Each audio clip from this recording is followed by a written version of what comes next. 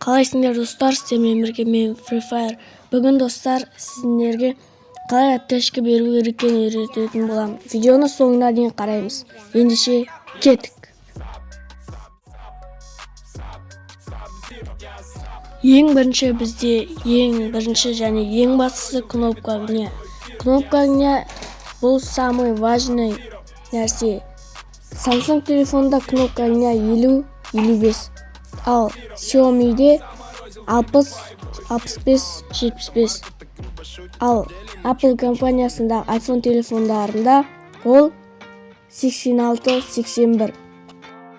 Себебі достар, iPhone телефондарында дюймы өте кішкентай болғандықтан оларға кнопка огня дәу болу керек. Ал дюймы дәу телефондарға кнопка огня кішкентай болу керек. Мысалы 40, 45, 50 тағы да сол сияқты.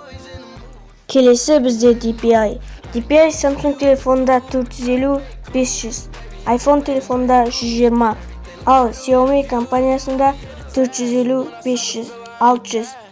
Ал негізі Xiaomi компаниясында телефондардың өзінің ускорение егері бар. Xiaomi компаниясында ускорение егер болса, онда ол телефонның DPI 450 болу керек. Келесі бізде скорость указателі. Скорость указателі барлық телефонда бар. Сондықтан да скорость указателі на максимум болу керек. Келесі бізде просмотр. Free Fire'да жаңадан шыққан функция бар. Ол просмотр. Просмотр барлық адамдарды көру үшін, жан-жаққа қозғалу үшін өте керемет пайдалы. Просмотрмен мансит етуге де болады. Сондықтан да просмотрды 100-ге қою керек. Келесі бізде анимация окон, анимация переходов, длительность анимация. Ол үшеуі 0.5 болу керек. Себебі достар, сізде сол анимация сізде 1x болып тұрады.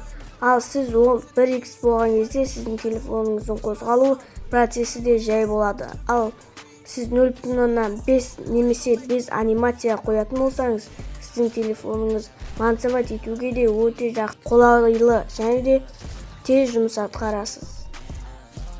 Сол 3 анимацияда сізде 0.5 немесе 5 анимация болу керек.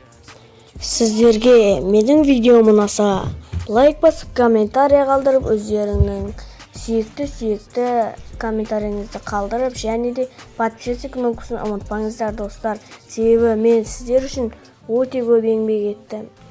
Бүгінге осы Free Fire'ға жазыл.